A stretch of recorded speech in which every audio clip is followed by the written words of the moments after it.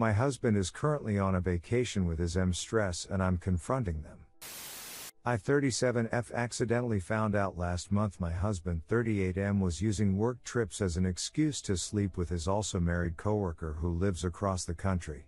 When I say accidentally, he sent me a screenshot of Amazon purchases for our children and included at the bottom of the photo was a delivery to this woman.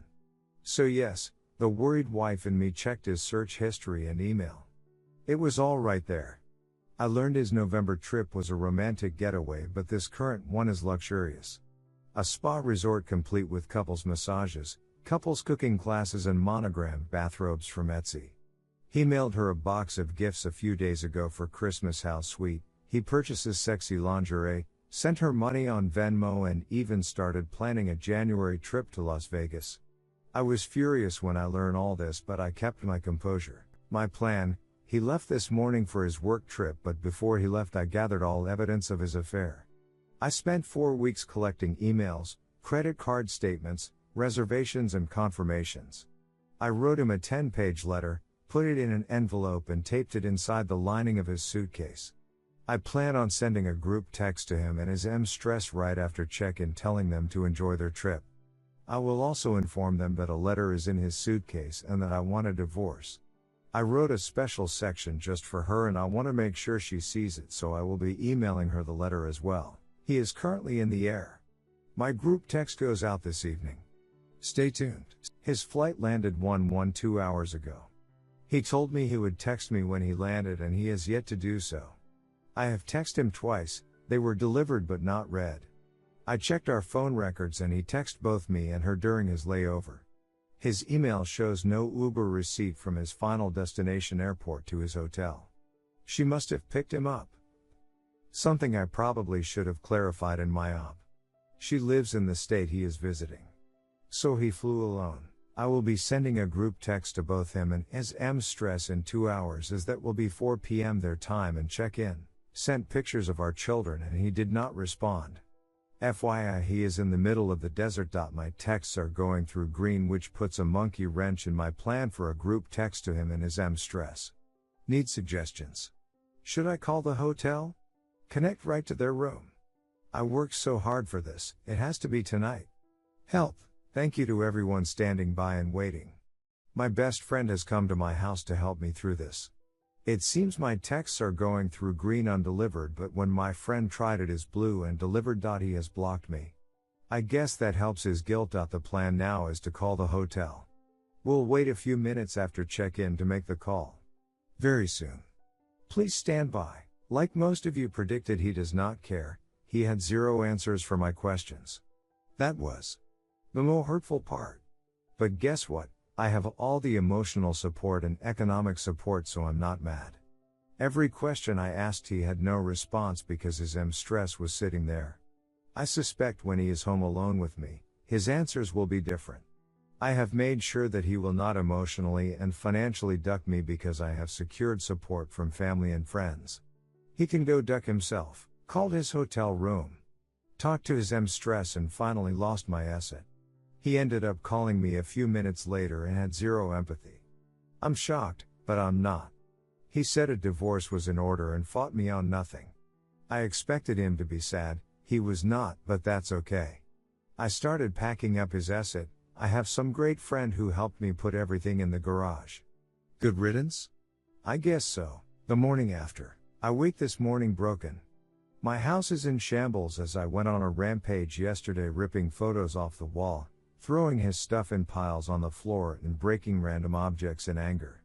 Now that I've had a night's sleep, I feel that I am a bit clearer in my thinking as I analyze the conversation we had yesterday. He was different on the phone. That was not the man I know, but who was the man I've known? Because everything was a lie.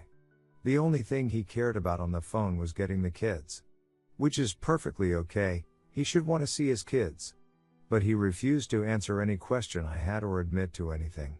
I personally feel his lack of remorse was because he was sitting in front of his Mistress. If I confronted him at home, this would not have been his reaction. When he comes home Monday night, I expect to see a different man. Also, in my conversation with the Mistress, I learned she is recently separated.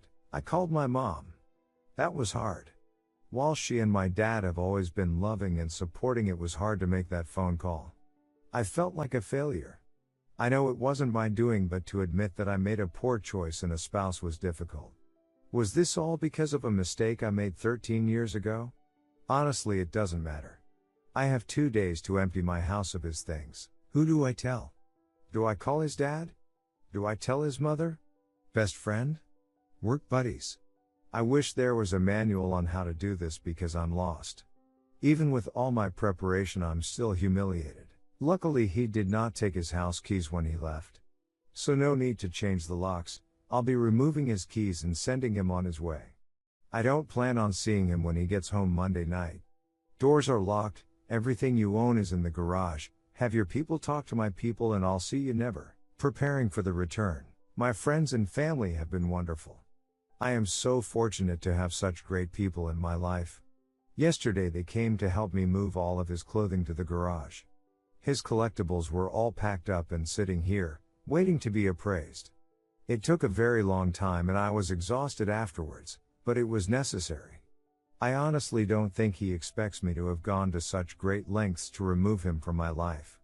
Because I was so emotional when I confronted him, there is a chance that he thinks I will want to reconcile. Fat chance, buddy. His flights lands a little before 10 p.m. tonight. When he Ubers back home, the doors will be locked.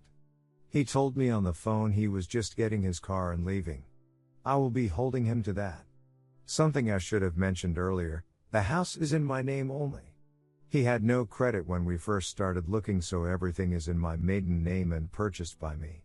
Health insurance, car insurance, cell phones, utilities are all in my name. The only thing his name is on is his car. I think he realizes now that could all come back to bite him. I don't want a messy divorce. I'm willing to listen to his demands and try and meet in the middle on as many things as possible. He obviously doesn't care anymore, so I'm going to do my best to not care and treat this like a business deal. The dust has settled. It's been a few days since his return. For a man who so diligently planned a secret retreat with his Mistress, he took no time to plan for his return home. He has been living in the basement since Monday. I allowed him to watch the children open gifts on Christmas, but he has since returned to the basement. We have contacted 3 mediators and have appointments next week to start the mediation process. It's obviously over. We had a conversation argument upon his return and he actually asked about reconciliation. I laughed. I laughed uncontrollably. Of course he pushed blame, stating that our marriage has been over for a long time. Well, that's news to me. His actions of an affair were selfish and avoidant. He didn't want to have that hard conversation with me about counseling or divorcing, and this route was easier and a lot more fun. Let's face it, he likes the attention of 2 women loving and pining over him. Well, I'm not longer playing that game. She wins, and oh, what a prize he is. I have been amicable about talking about the terms of our separation. My biggest hang-up is her. He may continue seeing her, and I have questions about her character. What kind of woman mother cheats with a man she knows is married and knows has children? When I confronted her on the phone last Saturday and asked her that question, she was silent. I asked if she was sorry and it was as if the line went dead. That kind of person I do not want around my children. People who show no remorse, especially when they are in the wrong, are not kind people. I have found solace in friends and family, and thank you to everyone's recommendation of Chump Lady. I'm halfway through the book, read through the website and find it so helpful. Thank you again to everyone. I can't believe the outpouring of support. To the trolls, sorry you think I'm an unfit and inattentive wife, but cheaters cheat because they want to. Thank you again to all. Not sure if you want a mediation update or if my story is over. Either way, I'm happy to have met you all. Where is the fault? If you listen to the books and advice always given about cheaters, it all says the same thing. It's not you, they made a choice. My SDBX insists things were bad. While I don't think we were Pam and Jim or Lucy and Ricky, I think things were good. This process has made me review who I am, who I've been, and who I want to be. Could I have made changes? Yes. Was I perfect? Absolutely not. But my decisions and actions were never detrimental to our marriage. They were more like sacrifices. And now I'm having those sacrifices thrown at me and I'm being called neglectful. Is all this about attention? A narcissistic need to be the apple of someone's eye? Him and the AP are now blissfully in the honeymoon stage. Vacations, late night phone calls like teenagers, present buying, etc. But what happens when the other shoe drops? What happens when she sees that he has very little patience with children? That he will walk past a sink full of dishes completely blind to them? When he doesn't pay the phone bill for 2 months because he is spending money on silly gadgets? What then? While it's not my problem, I'm sure his AP will take issue with these things. Perhaps then she will be put in the situation I've been in for a decade. Should she be the glue and hold it all together, or should she neglect responsibilities for his neediness? I've been told by someone who is having a relationship and spending large sums of money on someone else that I'm at fault. Perhaps, but what about the decades of cleaning up your messes? Maybe if I would have had 2-hour conversations with him every night things would be different, but to be honest, I'm happy I'm here. Now reflecting back I see how underappreciated I was. How neglected I was. All these years I thought I was helping, but I was really being taken advantage of, and this affair is no different. Just a word of advice to all the mess cleaners, excuse makers, and spouse sheltering people reading this. Stop. Stop now. I've learned that all the helping is simply them learning how to manipulate you. Draw that line in the sand. Prepare for an uncomfortable situation when they start to stumble under the pressures of real life. But don't lose yourself. I lost myself years ago, and it's not a place you want to be. Mediation in the move. We had our first mediation appointment via Zoom yesterday. It was very amicable, but only because I don't want to fight and I just want this to be over. He apparently wants nothing. Not the house, not the furniture, not what he's entitled to of my pension. He just wants to be done as well. As I've been packing up things in the house to declutter, I've been offering him things, but he wants nothing. I suspect the moment our marriage is dissolved, he will be packing up his collectibles and clothing and driving across the country to live with her. I guess I should be okay with this, as I don't want to be married to him anymore.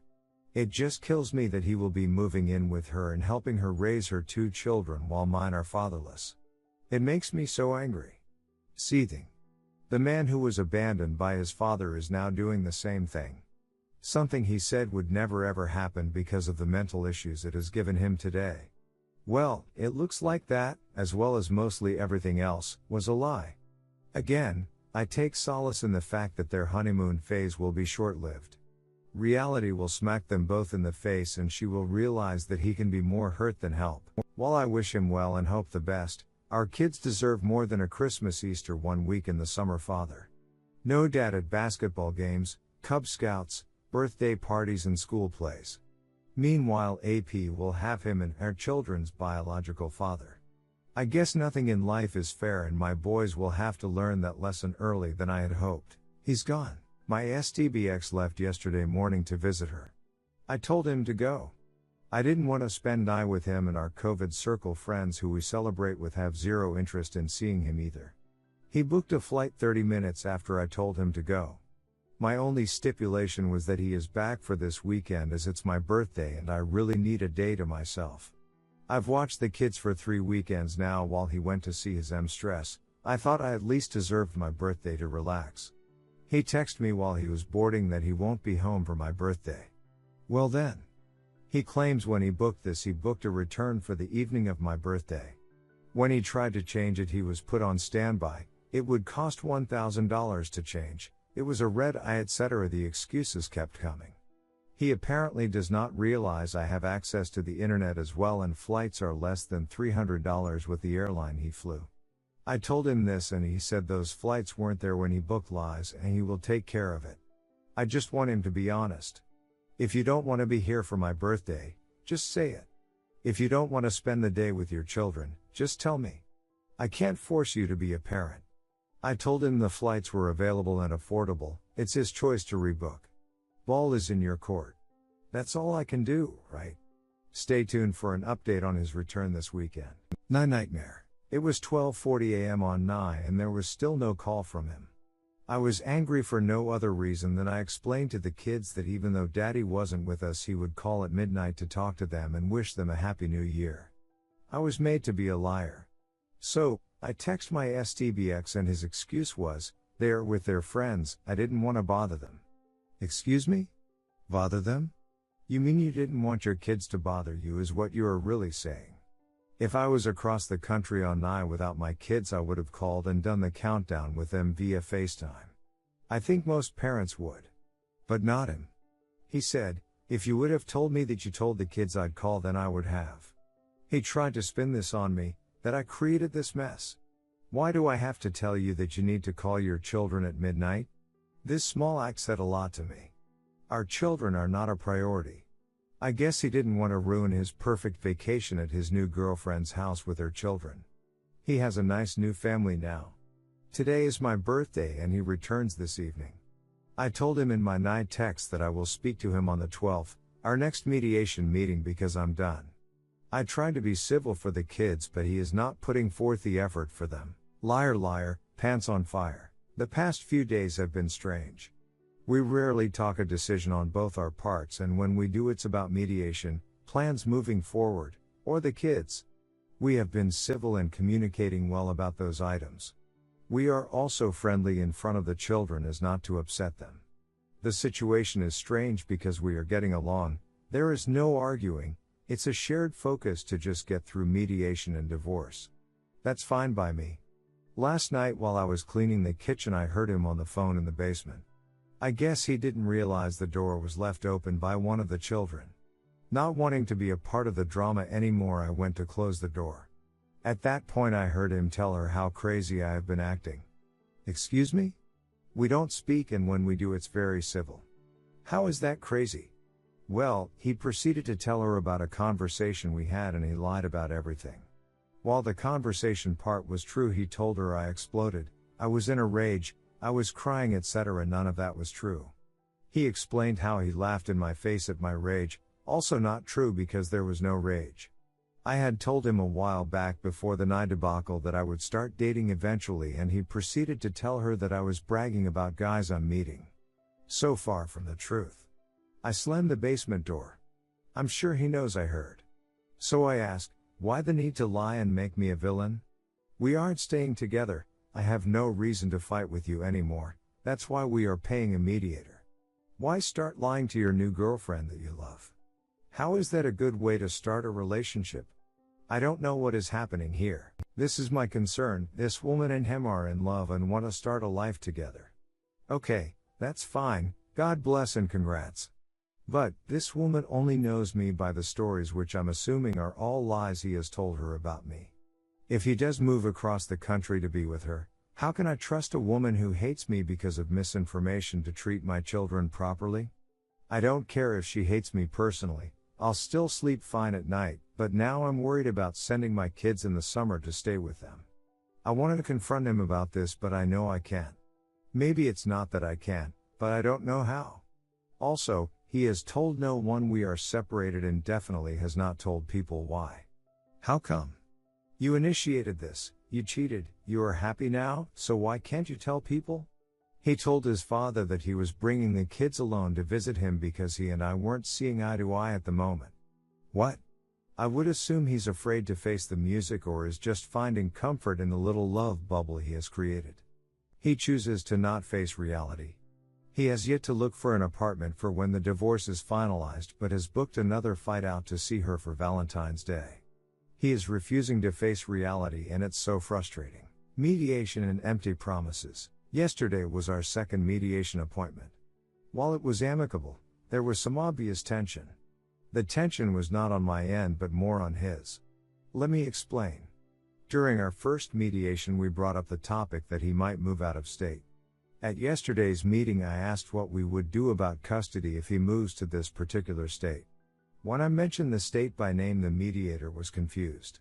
This prompted her to ask him why this state that is so far away. His answer? Well. Then silence. He couldn't put into words the fact that he was leaving to be with his girlfriend. I had to finally chime in realizing we are paying by the hour that he was moving to be with his girlfriend. I realized later that was the first time he had semi-confessed to having an affair and a girlfriend to anyone. If you love this person so much why can't you just say it out loud? That whole situation confuses me. Anyway, When it comes to dollars and cents, I will be fine. He will also be fine. He will have enough to do what he needs, and so will I. We have agreed to a physical custody scenario that allows him weekend and dinner visits. Fine by me, I want my boys to have their father. But, the situation becomes a bit more difficult when he moves. While he said yesterday he plans to stay here at least a year, I doubt that will actually happen. When he does move across the country, he wishes to return for one weekend of every month to see the boys. Again, I'm fine with this scenario, but where will he stay that weekend? He has no family. Will he just be taking the boys to a hotel? Again, I don't think he actually thought this through. This is a problem we will tackle when he does decide to move. Lastly, the mediator said it could take about 2 months to finalize everything. He and I spoke after the session to go over some facts and figures, and I brought up the tentative finalization date of our marriage. I told him how 2 months is a good amount of time to save some money and find an apartment, to which he agreed.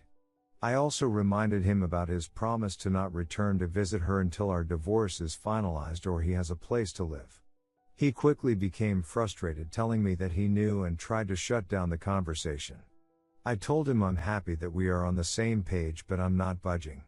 If you leave while you still live here, you cannot come back. That is something we both agreed to. Now the big question remains, who does he break a promise with?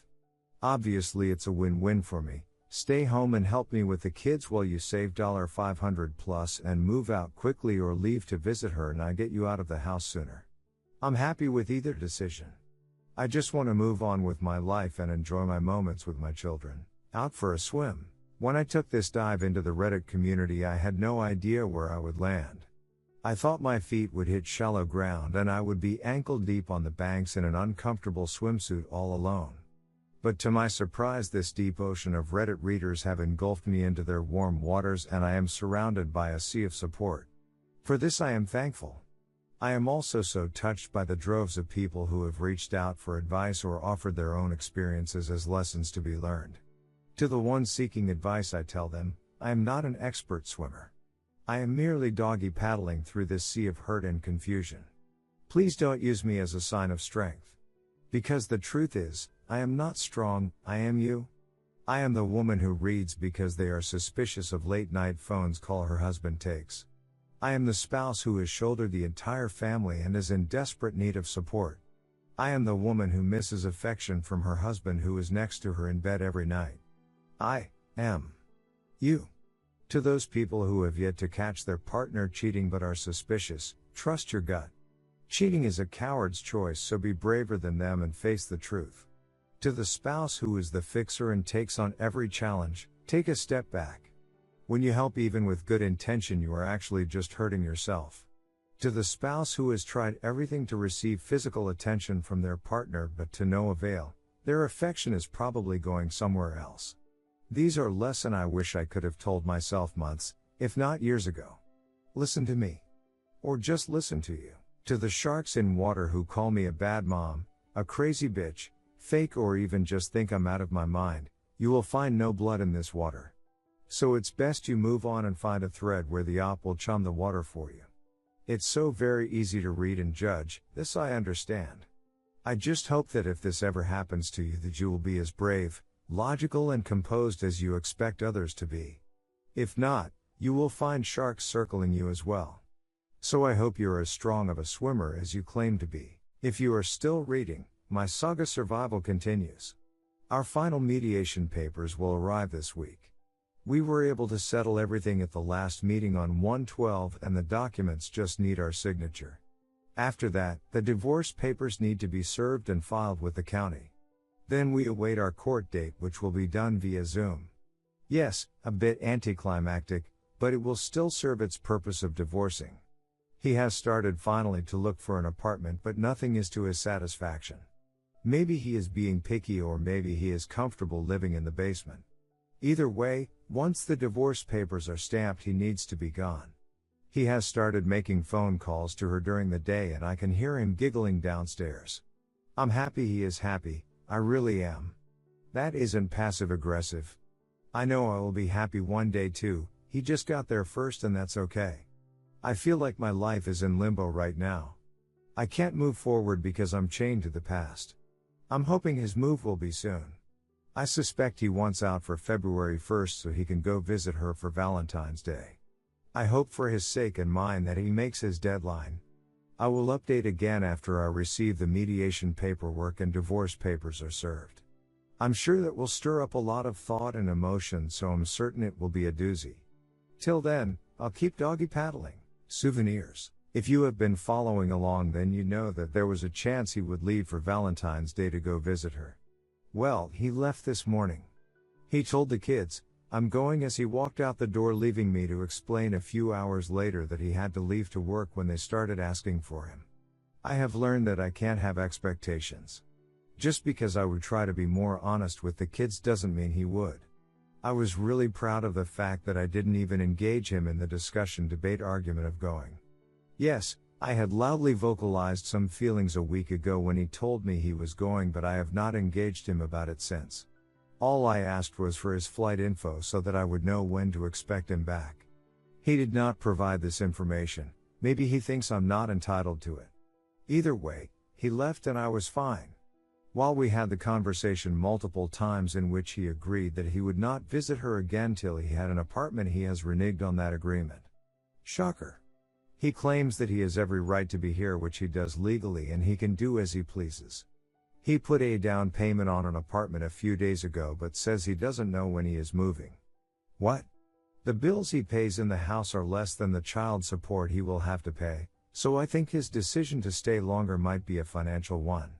I've offered him any piece of furniture he wants in the house. I even offered to pay for 1/2 of the cost of bunk beds for the boys. I just need him to leave. I have no idea why he is dragging his feet, but I learned through a mutual friend and former work colleague of theirs that she recently had COVID. When I say recently, I mean the Board of Health from her state said she could stop quarantining 3 days ago. But what about her kids that are in the home? Were they living there during her quarantine? Are they positive? Perhaps they are asymptomatic? Will my SDBX be bringing me and our children home a COVID souvenir? I'm livid. COVID insensitivity. For all those messaging me with concern and for updates, I apologize for my tardiness. It has been a heartbreaking 2 weeks. To amend for my absence, I will be posting 2 updates tonight. Let me start from the beginning. My SDBX left for his getaway on 2/12 and did not return until 2/15.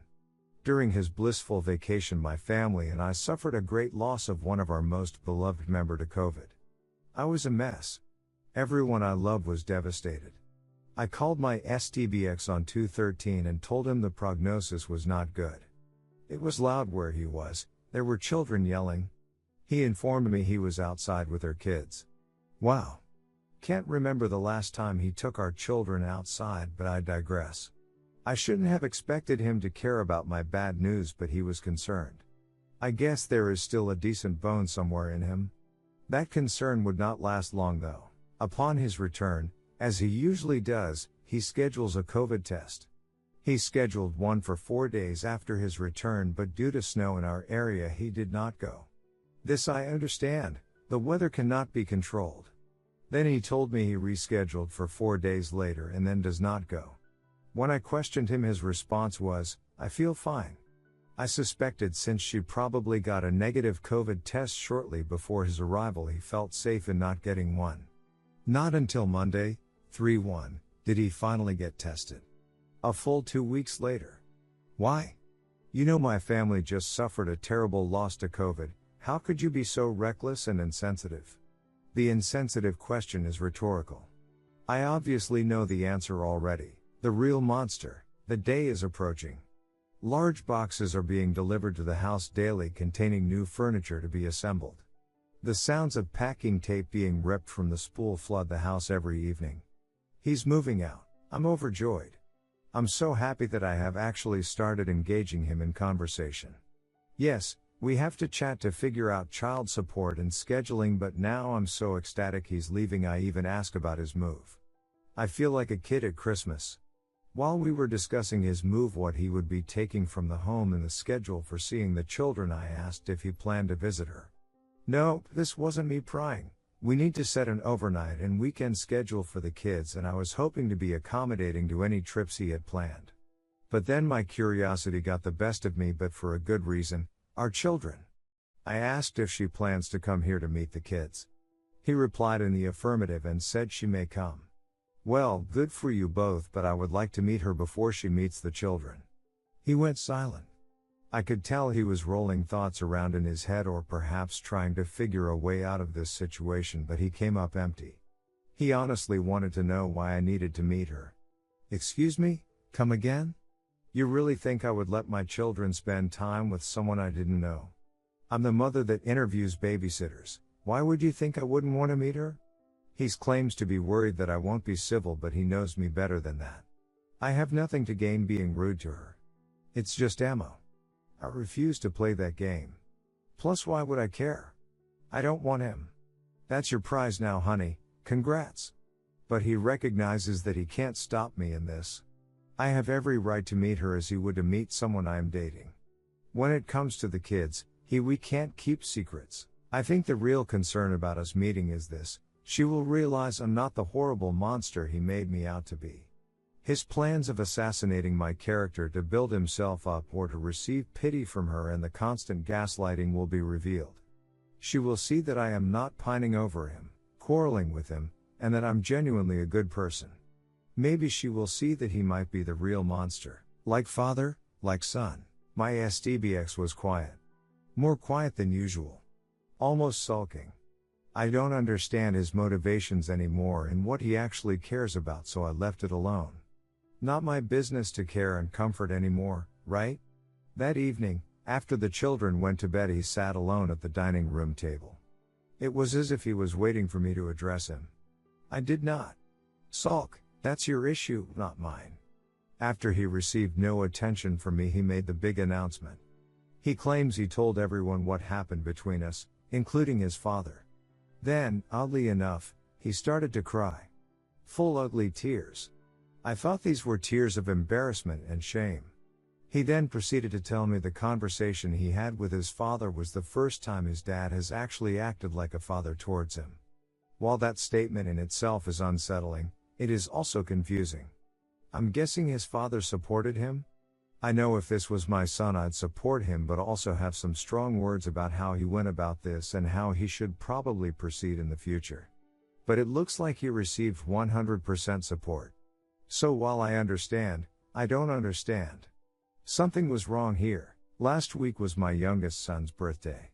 I had asked my SDBX if he would like to invite his father over for cake. He texted him several times with no response. He learned through their confession last night that his father was in another state for work. Okay, understandable. But here is the kicker: he went away, with a new girl he is dating. Why is this strange, you ask? He just asked his wife of 30 years for a divorce at the end of January. So this makes me think, is adultery a learned behavior? My Phil abandoned my SDBX when he was 9 years old, the same age as my eldest son now. Is there a pattern here? Or is all this just a crazy coincidence? I could not help myself. I messaged my mill. She confirmed they were divorcing. I asked if there was any infidelity and she claims to her knowledge, no. But I know better. She said that my Phil started to withdraw from her. He started picking fights for no reason and avoided interacting with her last fall. Then in January he said he wanted a divorce so that he could find himself. A man who is in his 60s, close to retirement, needs to find himself? Sounds like a cop-out to me. But now that I've learned there is another woman which my mill does not know, I understand that this bloodline of men are truly selfish and unfit partners. I know all the comments will tell me to tell my mill about the infidelity on his part, and I plan on doing so. I just need a little more information before I break the news to her. Moving trucks and spilled tea. It happened. Finally. He's gone.